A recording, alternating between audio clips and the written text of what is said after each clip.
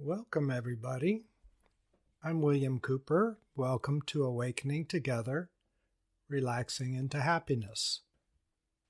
Good to see you again, Sandeep, and welcome to everybody else.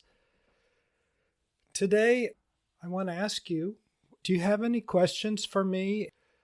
Something about your awakening process or your spiritual practice or really anything? Hey, Jennifer. Sandeep says, my meditations are not deep.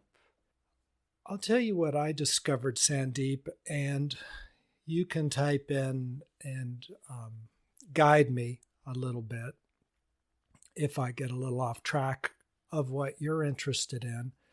But what I found was all through my spiritual practice, when I sit still and I just watch my thoughts, watch my emotions, what happens is that they're releasing themselves and they're spinning and they're melting.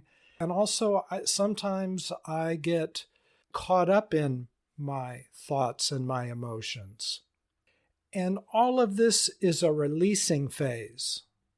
As long as they're thoughts and emotions, things are being released. Old stuff that we've carried with us. And it doesn't feel deep at all. It feels horrible sometimes because you're feeling all of this emotion. And Jennifer says, being still is harder for me when troubles and sadness happen, like deaths in the family and more. Yeah, that's it, because when we go through life events in this world, we store within us these deep griefs and sadnesses. That's really what thoughts and emotions are based on too, are our life events and our perspective on those life events. So when we sit down and meditate, it's very normal and good that these are being released. But it doesn't feel deep at all, because for a while, it's just the whole cacophony of hurts and thoughts and feelings. And a lot of that's also stored in our body. So that can grip us very deeply. And Lynn says, yes, it's hard not to get caught in the thoughts. It is hard not to get caught in the thoughts. That's the human condition, and people consider that to be normal, to be caught in the thoughts, because that's what most people in our culture, we're mostly caught up in our thoughts. We're caught in many stories. It could be TV, it could be movies, or it could be the thoughts that we hallucinate. The images that we hallucinate, and those are called thoughts. So sitting down and meditating is a release of that. It's our practice. It's our moment to just a little bit not get caught in those thoughts. It's very difficult. But it's good that you're aware enough to know that you get caught in your thoughts. And sometimes I realize we get taken away by our thoughts and emotions. And suddenly we realize that that's happened. Well, just return back to your awareness position, the watching and feeling, experiencing, and then continue watching and feeling until you get caught again in your thoughts and your emotions. I'm going to do a podcast. Jennifer and I are going to India at the end of this year for 2 months or so, and there'll still be podcasts every week. And so I've already pre-recorded some, and some of them are on different ways of meditating. The reason I bring this up now is perhaps you've heard of transcendental meditation. And the way they work with being captured with our thoughts is they give you a mantra that has no meaning to it. It could be a mantra, a sound that could be M, or could be anything, but they don't want it to have a meaning. And generally they assign you a mantra based on your age and your whether you're male or female. But it's a sound that doesn't have any meaning, so your mind can't get caught up in it, like if it was the word peace or something like that. You might be thinking about that peace or relaxation or wellness or happiness. So they give you a nonsense sound, and right when you start to notice a thought coming up, you say your mantra, M. That way you don't get caught into that thought. You do the mantra instead, and then you let them both go. You let the mantra go and you let the thought go. And then the next time a thought comes up, you say that sound, M, and then you let them both go. Anyway, there'll be a podcast coming up on that, as well as a number of other meditations, different ways to approach it. The point is, Lynn, it is hard not to get caught up in the thoughts, and that's why they have these different practices, is to help us. And Sandeep asks, is it the duration of the meditation, quality over quantity? And that's another great question, Sandeep, because you could go either way. When we meditate a long time, deeper stuff comes up and it can feel more and more disconnected.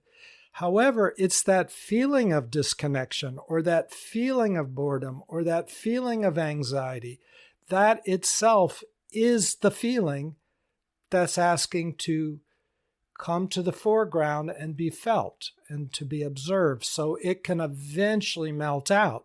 Now, it can be so big and such a habit, it could take quite a while for it to melt out, depending on how deep your habit is, your habit of feeling a certain way. But it's a good thing to let it melt out. As far as a shorter meditation, it doesn't often bring those things up as deeply, perhaps, because it's such a quick meditation. And because of that, maybe it's more possible to focus on the quality of our being, the part that's observing everything, because it doesn't have as much time to be distracted and overwhelmed by the deep stuff that does need to melt out eventually, but it hasn't had a chance to fully activate. So we can feel the quality of our being, perhaps, the part which is observing. We can feel that more fully. And that's a value too, because in the end, it's a balance, isn't it? It's feeling who we are, the part that's watching, observing, experiencing, not leaving that part, our awareness. And because we're not leaving that, we're not getting caught up in our thoughts and emotions, and all they're left to do is spin and release their energy like a tied up rubber band releasing its energy, or melting like an ice cube. There's a lot of analogies. But that's the advantage of a quicker meditation. What I do myself and what I might recommend to others is there is no one way for all of these. You listen to your heart, you listen to your insides, and do what is helpful for you now, and you will evolve as you go along. Sometimes it might be helpful to do a shorter meditation. Other times it might be helpful to do longer meditations, have a period of weeks or months or years of longer meditations.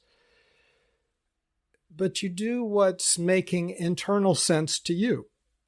Chris says mine was a combination of chakra sounds. Yes, that can be the case too. Yes, there's all different kinds of ways that these mantras are put together. I thought my TM mantra was a combination of chakra sounds, and then later on later research, I found out that's how I was interpreting them, but they weren't meant to be that. You can Google TM mantra. Now, they may have changed that in the last 5 or 10 years. So whatever it is, it's good. Let's put it that way. But there are meditations with chakra sounds, and I am also doing a podcast on the 7 seed chakra sounds that is called Chakra Dhyana, going up and down your 7 energy centers, and that has a place too. You know, the main thing is that you're doing consistent meditations for you, whatever works for you. And you cannot judge how well it's working based on your comfort. Because when there's discomfort inside of you, that's discomfort inside of you. And that is looking for a way to release. The very fact that it's there, and by discomfort, I mean distractions, not feeling that we're making progress in our meditation, that is a feeling or a perspective. So that whole complex can start to be released.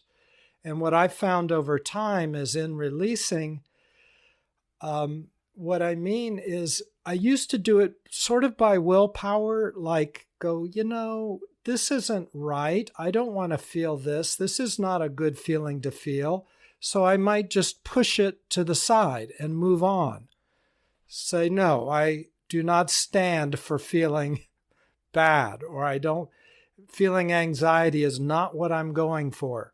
So I'm going to focus on a light or a sound or something else. And that had its place. But I found that never dissolved the thing that I did not like, the anxiety or the discomfort or the boredom or whatever it was. It simply pushed it to the side or repressed it, and it was there to come up later.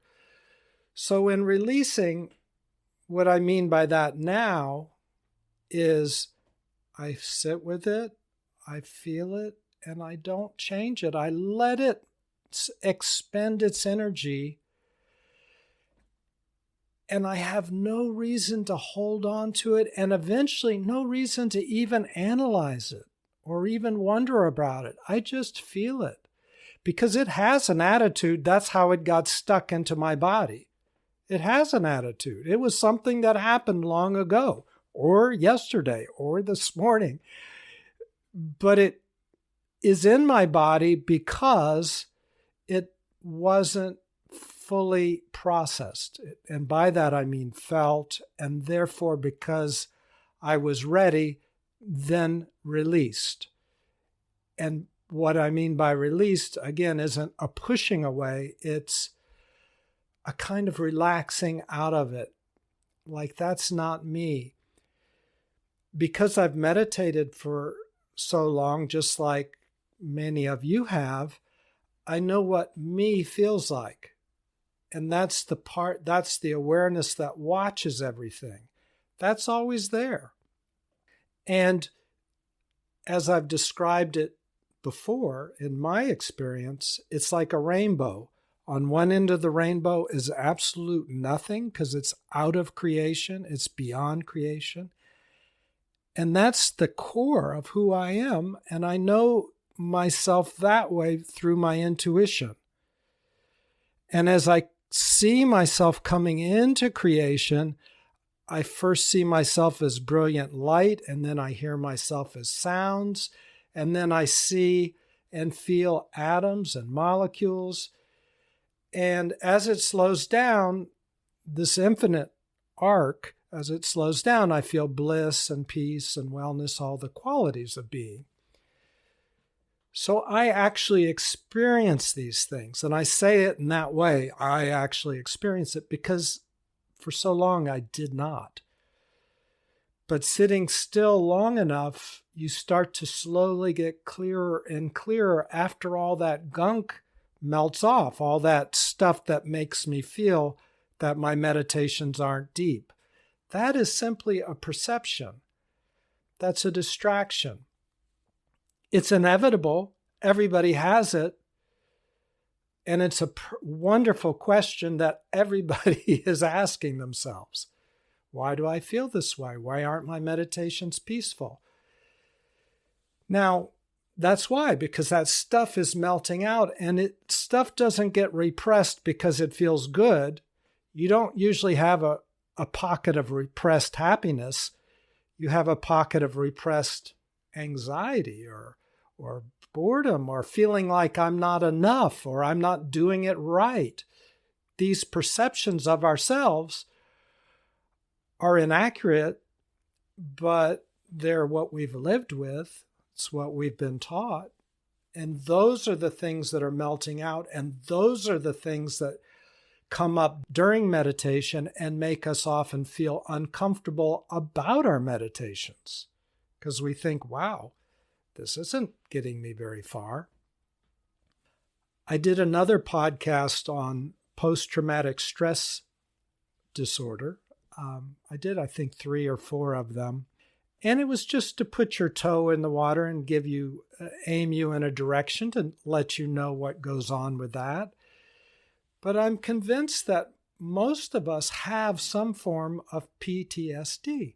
Because when you experience something long enough, even if it's minor things, but you experience them long enough, they affect you. And I think life itself, the things that trouble us, our low-level things that trouble us, are PTSD. They're kind of frozen into our body.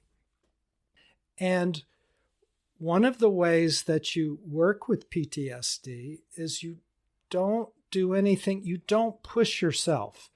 You just take baby steps because you don't want to lock up. You don't want to freeze up. So you take baby steps and small bites. Feel what you're feeling as much as you can feel it, and then take a break. Be easy with yourself and let these things melt out easily. And slowly over time, that big ice cube will melt, and it won't be almost like you're releasing it. It'll just be like, like when you get a massage, a muscle's tight, but if it gets rubbed and massaged nicely, that tension is released. You receive relaxation. Relaxation is awakening. You receive it in your body, and you don't have to really release that tension. It releases itself in a way. You experience yourself as relaxation. Well, as you meditate and you get used to the one who's watching, all that's not the one that's watching, just like that muscle tension, starts to release out. It relaxes out because everything that you're watching is attention. You wouldn't be having thoughts if there wasn't a tension underneath it. Thoughts are trying to solve problems. So if you look at a thought and you look at it long enough, you'll find that there's an emotion underneath it. That's what you're really trying to release. And if you release that emotion, you'll find that there's a tension underneath that, and that's in your body. How do you know these things? You just sit long enough. You just meditate. They're there in all of us. Well, as you sit with that tension long enough, in awareness, and you invite it to receive who you are. You are peace and love and caring and compassion. You don't have to manufacture these feelings. It is actually who you are. As you receive that tension relaxes. And when the tension relaxes, it's gone. It's gone. There's nothing to argue about. There's nothing to analyze. There's nothing to figure out. It's gone. Do that enough, and that's called awakening. So you all are on the right path. Whatever meditation you're using, it will evolve into the next one and into the next phase and into the next phase. Just listen to yourself. Movement can be good because it can release these tensions that are in your body. But everything in its own time and in its own order will happen. It will happen. Because you show up every day and do something. So it will happen. Lynn says, she says, as an enlightened person, can you talk about what life/reality looks like to you? Is it different when you weren't enlightened? And wow, what a great question. And I remember asking or being in the, I can't remember anymore if I asked the question or somebody else, but somebody asked Lama Surya Das a similar question. Well, I think they just asked, are you enlightened? And he says, well, I'm enlightened enough.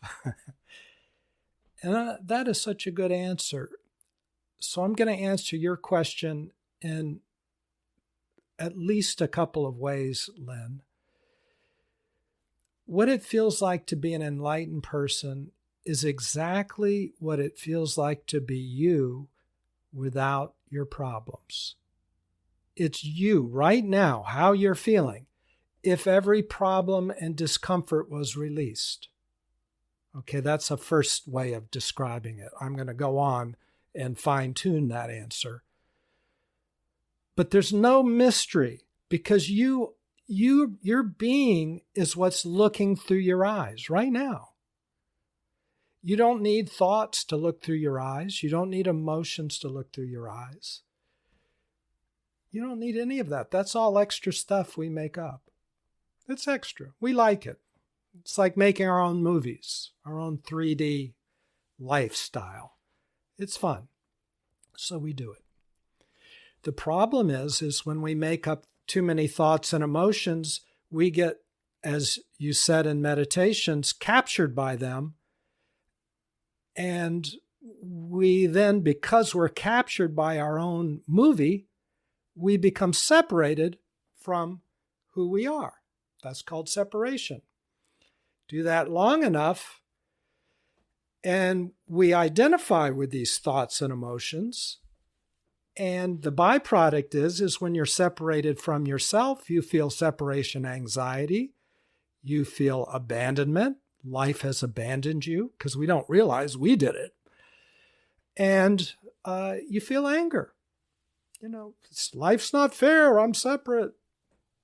Because things don't feel good so much when you get too separated. So awakening is reversing that process. It's just letting these thoughts relax out of you, letting these emotions relax out of you. So what's left is you. The you that's there right now. The you that's meditating, watching all these thoughts. It's just that they haven't relaxed out of you yet. So they're still appearing. But the one that's watching, that part's your awakened self. And it just so happens to be watching a bunch of thoughts that are still revolving in your consciousness. Yes, Chris says eliminate mental clutter, and that's absolutely right, Chris. I'm going to fine-tune that just a little bit. I found it very difficult to eliminate it. It's just when I'm firmly know who I am and am coming from myself, rather than eliminate it, it relaxes away. It doesn't really eliminate because that almost is like willpower. It's almost like an objective. And as soon as I make an objective, then I'm somehow working through the mechanism of my psychology and I'm trying to get something. And on a very deep level, it's not that way. I don't need that stuff. I don't need the mental clutter because mental clutter comes about because it's trying to help me. Like my psychology is trying to get something it doesn't perceive I already have. It's trying to get love because it doesn't perceive that I am love. It's trying to get happiness because it doesn't perceive that I am happiness. It's trying to get peace because it doesn't perceive that I am peace. Why doesn't it perceive that? Because I'm separated from myself. Why? Because I'm lost in the mental clutter. So it's a catch-22. The only way out that I've found is to rest in who you are. That's what happens in meditation. And then it can happen outside of meditation. It can just happen all through your life. So, Lynn, I didn't completely finish your question, and yours was a wonderful one, Chris, and is. But Lynn, what happens is when Surya Das says, I'm awakened enough, that's the human experience. It's not that you don't have any more thoughts. It's not that you don't have any more emotions. It's not that something deep doesn't release suddenly that you weren't aware of. Because if it's in you, life will find it. And it could be decades and decades, and sludge keeps coming up. The difference is it slows down, and you're not as apt to get caught up in it as it arises. I had an awakened man live with me. His name was Avase. Unfortunately, he's passed away now. But I asked him, so I said, well, Avase, does stuff come up for you? Kind of like your question, Lynn. I asked Avase. And he says, yeah, sometimes stuff comes up. And I said, well, does it bother you?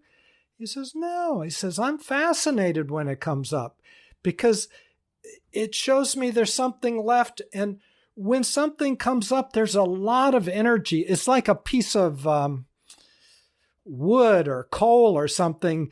It releases energy when it burns. That's what happens when this clutter comes up. And you don't want to miss it because that's part of your energy system. It's just that you're not you're not jumping into the middle of it so often. Maybe a little bit you do, but quickly you catch yourself. I talked to another monk, this one in India, and I asked him. His name was Radhakrishna. I said, Radhakrishna, he's very awake, very powerful. And I said, Radhakrishna, do you still have stuff coming up? And he says, yeah. He says, but now when it comes up, it almost vaporizes. As soon as it comes up, it vaporizes. And that's what I would have to say happens for me now. When stuff comes up, it doesn't vaporize as fast as Radhakrishna's does, but pretty quickly it unwinds, releases, and relaxes. It kind of feels like a spasm, and it goes out of my system. But it's me. It's the same me that always was there. It's just the brilliance, the happiness, the light, I can feel it better and better and better. That because it's not cluttered up anymore. Did that answer your question? If it didn't, just ask me a little bit more. And maybe somebody else has another question. So when people say that you're perfect the way you are, it really is true. All that's happening is a bunch of stuff is releasing that's not you.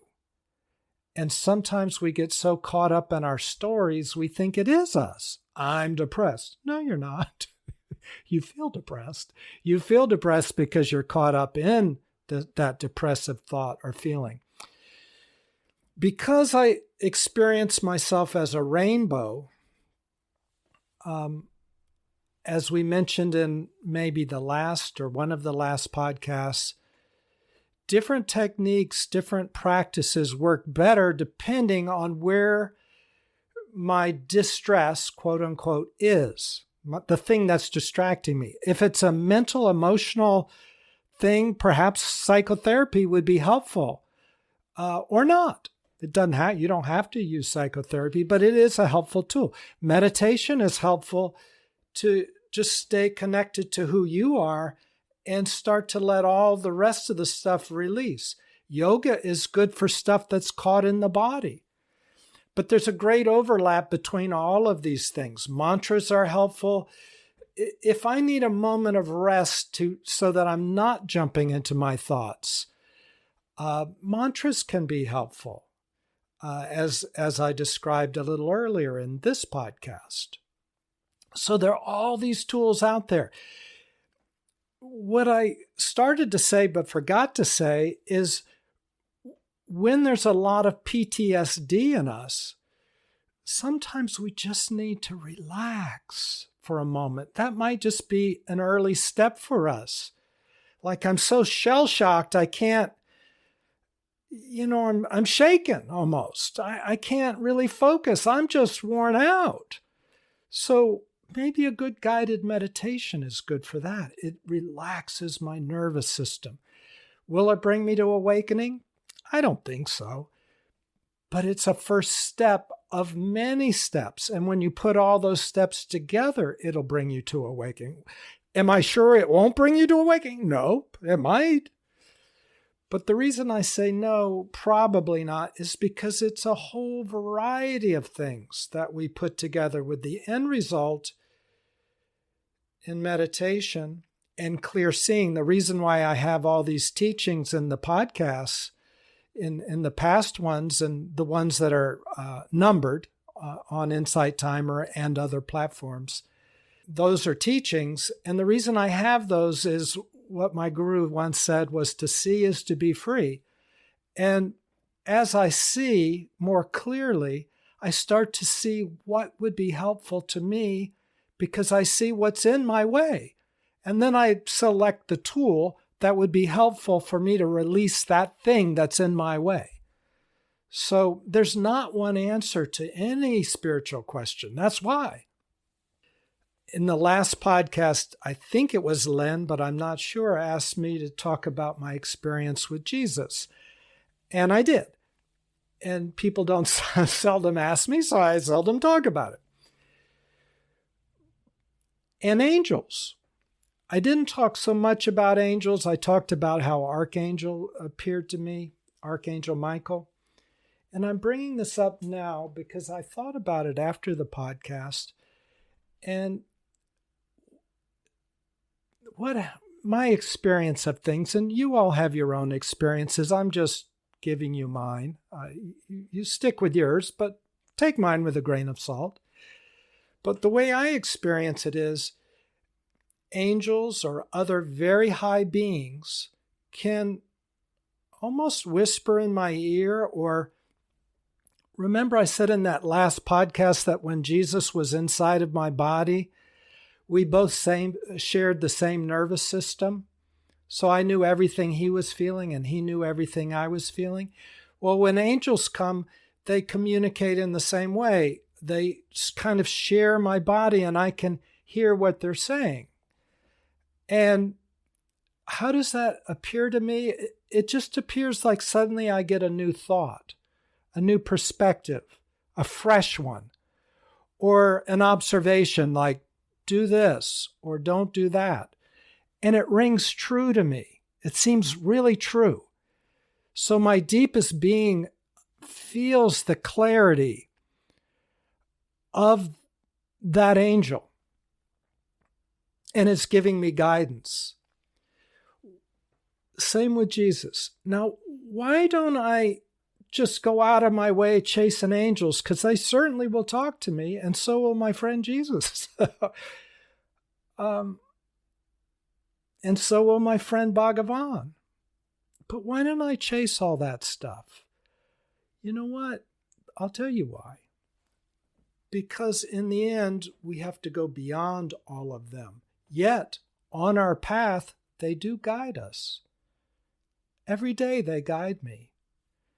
And I'm every day so thankful for that guidance. And when I'm really in a hard way, I might even ask a question. But better if I ask that question to me, to my highest self, and wait for that answer to come.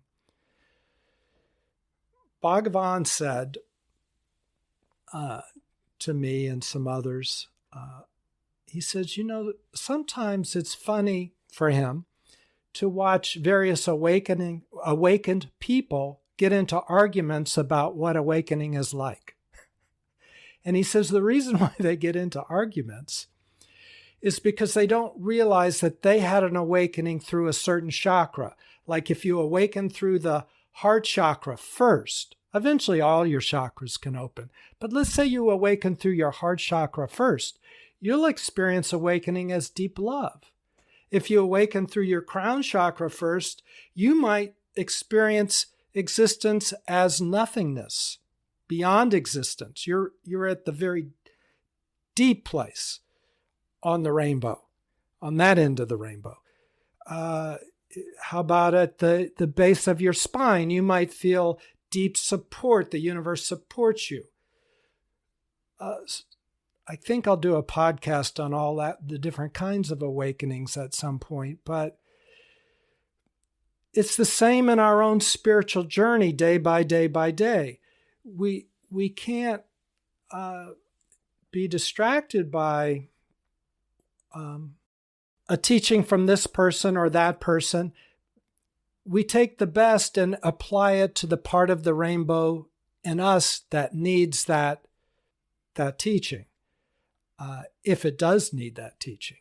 So just like these various awakened people awakening through various chakras, we also are awakening all up and down the line. So we're available to all of the different practices that are offered to us on, say, Insight Timer or somewhere else. Len says, can I describe what my daily meditation practice is? Yes, Len, good question. I'll tell you what it is now, but I will also describe what some of the other ones that I've used through the years.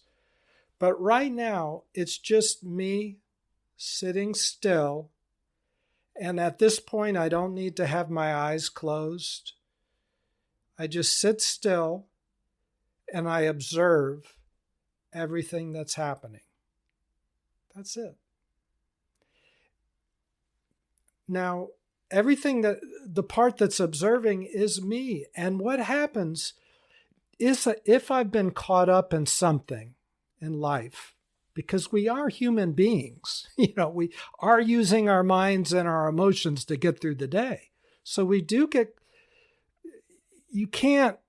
it's a tricky thing being a human being. You kind of have to use everything that you've got. And the problem is when we connect deeply into our emotional, mental self, sometimes our awareness goes in that direction. And for a moment, even very lightly, we become somewhat disconnected from the infinite of ourselves. You can do both at the same time, I think, but I go back and forth. And so what I'm trying to say is when I sit still like that, I experience, if I'm caught in something, which often I am, I'll experience a boom. And it's like a paradigm shift. It's like everything flips inside out, like Alice going through the looking glass or something. Everything goes inside out. And suddenly I go from being a human being to poof, everything. Now I'm everything.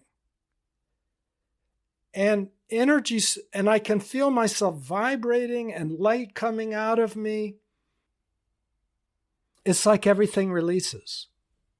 If there was any catch inside, it releases. So that's my current practice. Oh, and then after, I like to do Yogananda's energization exercises. You can Google them and find them online, YouTube that'll show you. I have to say, for the first couple years I did them, they didn't do much. I did them anyway. I don't know why. I did. And I dropped them for years. And then I just started doing them again. And what they're very simple. There's like, let's say 30 different little exercises. They're simple, like tighten your hand and release it. Tighten, release, like 3 times I do it. Or tighten your neck muscles, release, or move your joints. Very simple. But when I do that, if there's anything that's caught in my body, suddenly I have another paradigm shift. Boom. And it releases, and I'm exuding so much light. So much energy is flowing through me. So some physical practice can be helpful too, is what I'm getting at. Not that one in particular. I like it. I don't know why. For me, it works. Other people, maybe Kriya yoga or Hatha yoga or Kundalini yoga or any kind of exercise, maybe a good jog around the block. However, yoga tends to be more thoughtful, and it actually moves almost every joint in your body and is tied in with your nervous system. So I remember the first time I did yoga, I did not get any great first results. I kind of was thinking something big would happen. Nothing much did. It felt like a nice, easy exercise. But over time, I began to appreciate the power of yoga. Now, when I first started, I got a book in 1972, and I got a book and it said, light a candle and look at the candle. And I did, and I tried that for months, and it was painful and nothing happened. And I was trying to be in a yogic pose, and it was horrible. From there, I did TM meditation for years and years and years. And then I did another one, chakra dhyana, where you go through your chakras. I did that every day for years. Kriya yoga, and Sadhguru has one. I can't remember. I did that. Anyway, a lot of different kinds of yogas. I have changed them as I've changed. Lynn says, what do you do first thing after waking up? Do you do it first thing after? Yes, I do it first thing. My meditation is what I do. There is no rule to it, but that's what I do. I wake up. Not the first thing. It's terrible, but I look at the news and I look at the weather and I do stuff like that first, just on my phone. So I'm not saying that's a healthy thing to do. It's just what I do. But then after all of that, and I have some coffee, and after all of that, I do my meditation. I've done it different ways. I used to do it right off the bat, first thing. That's just what I do now. One thing comes into my mind for some reason, so I'll say it. Maybe you all have, thank you for those questions, and maybe you have more questions. Chris says, sounds like Eckhart Tolle presence practice. I'm not familiar what his practice is, but yeah, probably so. The one just sitting and being aware of everything going on. That's a pretty powerful practice. So I guess people call it different things. Eckhart Tolle, I've met him sometimes, and he's quite a wonderful person and a very high state. So I could see him doing that practice. You're welcome, Lynn. Lynn says, thank you. But the thing that was coming to me, when I said that Jesus and I were in my body sharing the same nervous system, it occurred to me later when I was with my guru, Bhagavan, and I had that awakening experience for like 10 years. And I did a podcast on this, that it was his energy, his awakening energy. I never awoke. It wasn't my awakening. I thought it was. But it was like when Jesus and I were in the same body, it was like Bhagavan's awakening energy and I were in the same body.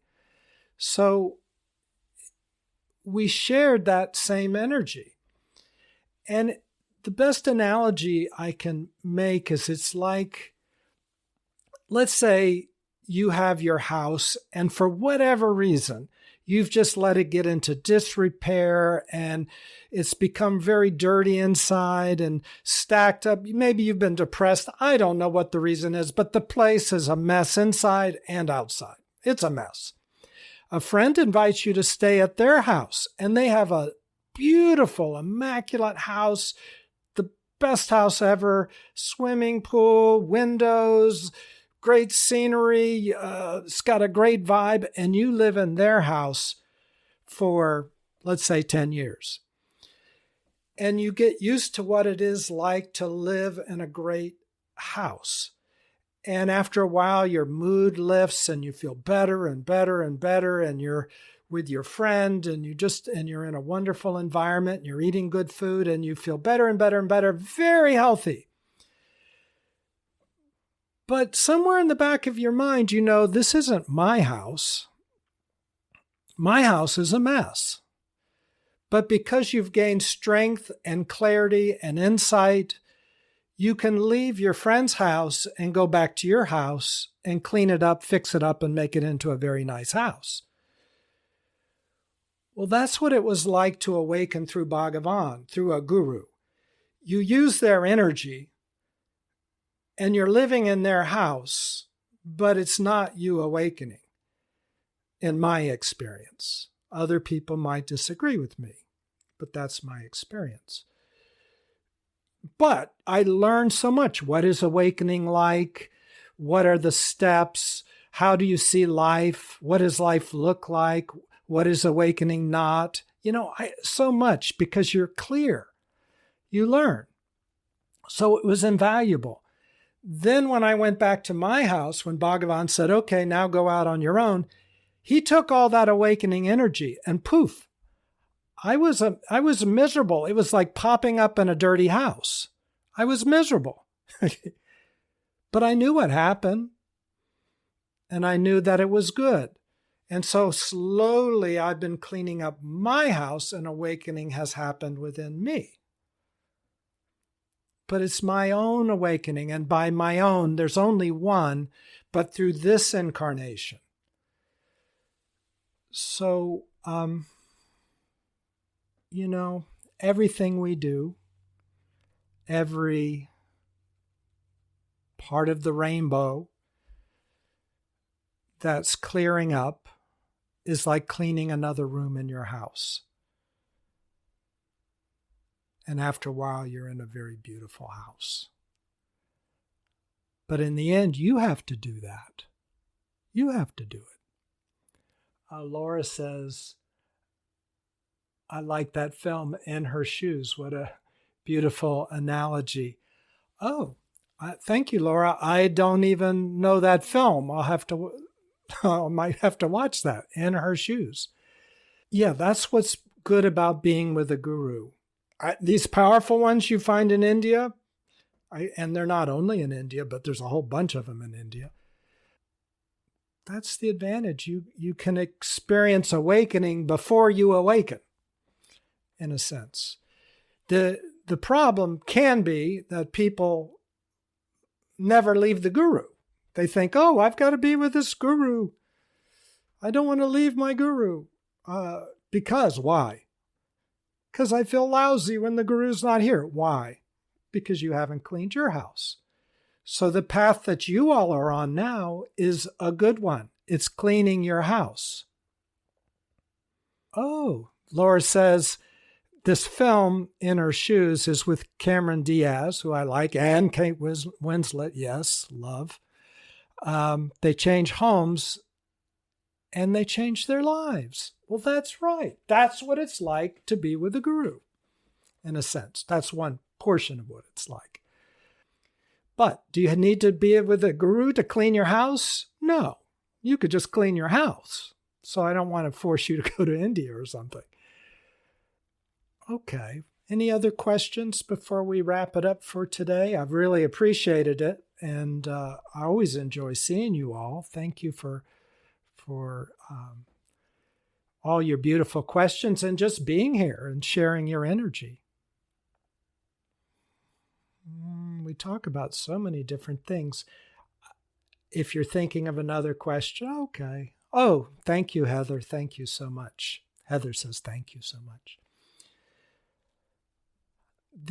For those of you that are new, you'll notice if you click on my picture or something, on Insight Timer, you'll see, I think I've published 72 podcasts roughly, and then a number of these live sessions. I record them, that's what this is for, and post them, and it takes Insight Timer about 5 days to post it. So you'll get this session on Insight Timer in about 5 days or so. And you can listen to it again if you'd like. But the other 72, and I add to them every other week, the other 72 are the teachings. And we start with very basic things and work our way up step by step by step by step, each one building on the other. But each podcast is also meant to be complete in and of itself. So if you see a title you just really want to listen to out of order, go ahead. But they're more powerful if you listen to them sequentially, I think. So I would invite you to do that. They're all free. They're all there. And really what I've done and am trying to do is people have given so much to me because I really have suffered quite a bit in my life, just like you all probably know some suffering. And without the help of others, if we don't help each other, it would have been very tough. Everything that I'm telling you, people have helped me with. Yes, all these talks, Rachel asks, are all these talks on Insight Timer? Yes, they are. Just follow me, put a heart next to to this, or type William Cooper under the search, and I'll pop up and you'll have all the podcasts. And Laura's asking basically, are we energy, and can I feel anybody's energy? And yes, we are energy, but listen to my podcast, but all the way on one end, what threw me for years is we're also beyond energy. We're beyond this creation. So you can't even feel your deepest self because it's out of creation, and you can only feel those things that are in creation. And then as we come in like one big long rainbow, an arc, as we are this whole arc, we're not one end or the other. We're the whole thing, all at the same time. That's why it's so hard to describe who we are.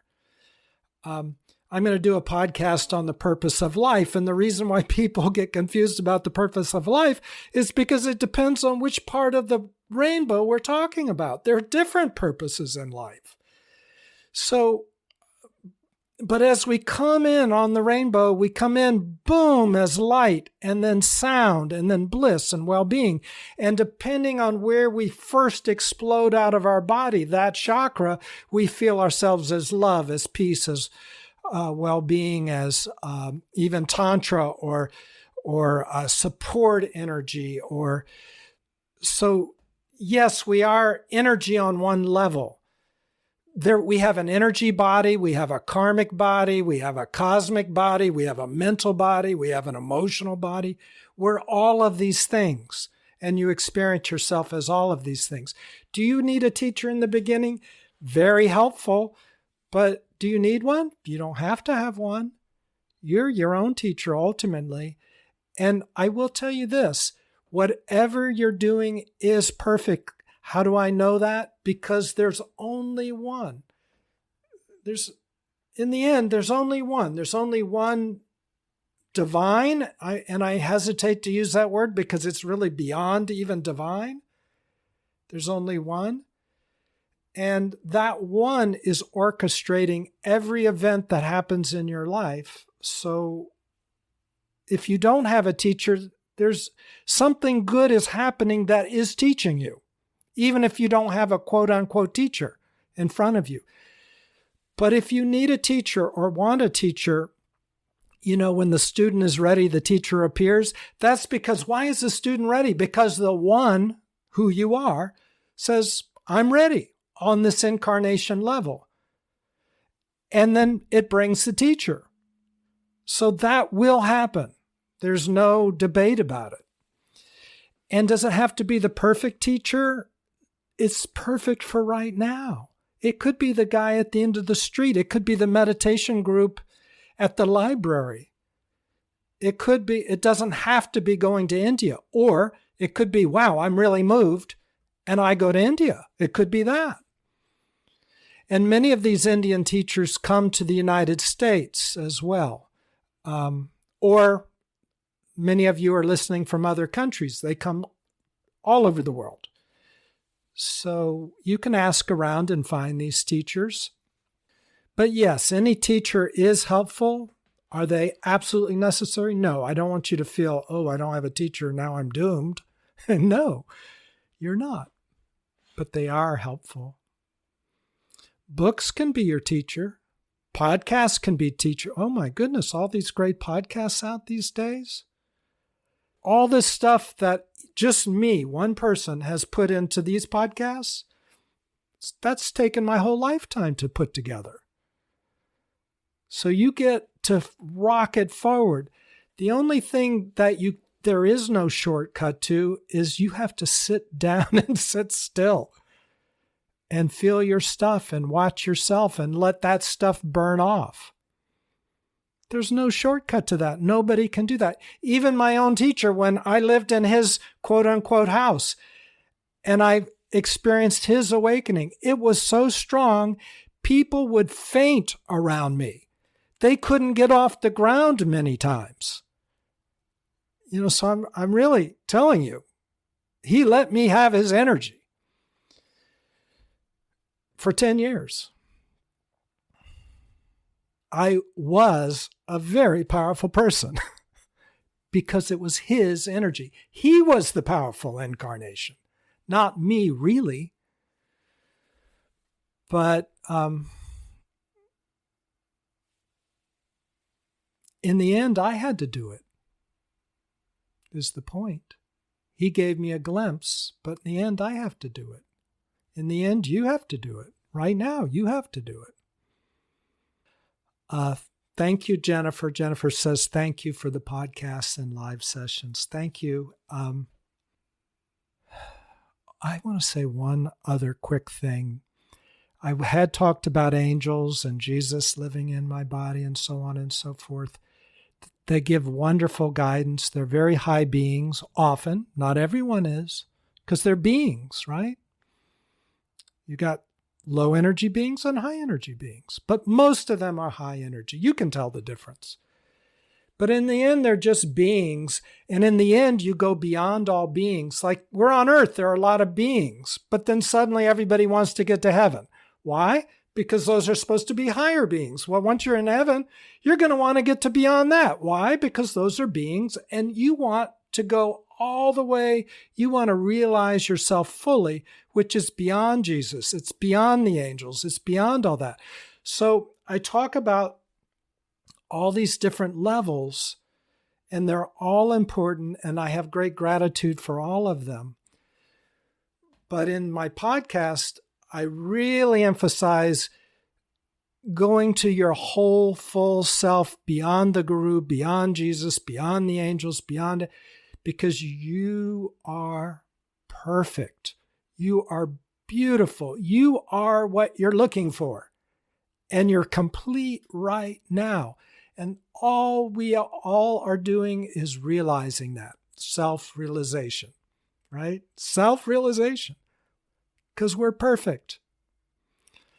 Right now, even if it doesn't seem like it, you are. All the stuff that doesn't seem like it is just stuff that can melt away. It's just a thought. It's a feeling. My rough rule of thumb is if I feel any distress in my body or in my mind, any anxiety, any depression, any tension, any at all, I know that's not me. And I know, hey, perhaps I could meditate a little bit and let that go. Let it melt out. Because you are perfect. And when that paradigm shift happens that I talked about, boom, and it's just energy coming through your body, you're just light. Your wellness. And in that regard, you're right. We are energy beings, but we're much more. Okay. Thanks so much, Laura. And Laura says, so enlightening. Thank you so much. Thank you, Laura. We're going to meet again in 2 weeks. Follow me and you'll get a notice on Insight Timer. look at some of the podcasts if you would like. Again, they're free, so they're generally kind of short. Okay, great job, everybody. Keep up the good work. I know it's not easy. I know it's not. It's not. But you'll get there. And what is there? It's oddly right where you are now without the junk obscuring your vision. All right. Take care. I look forward to seeing you in a couple weeks. Bye. Thank you. Hello, this is William. If you've enjoyed this podcast, please consider sharing it with somebody else. Send them a link. Thanks so much.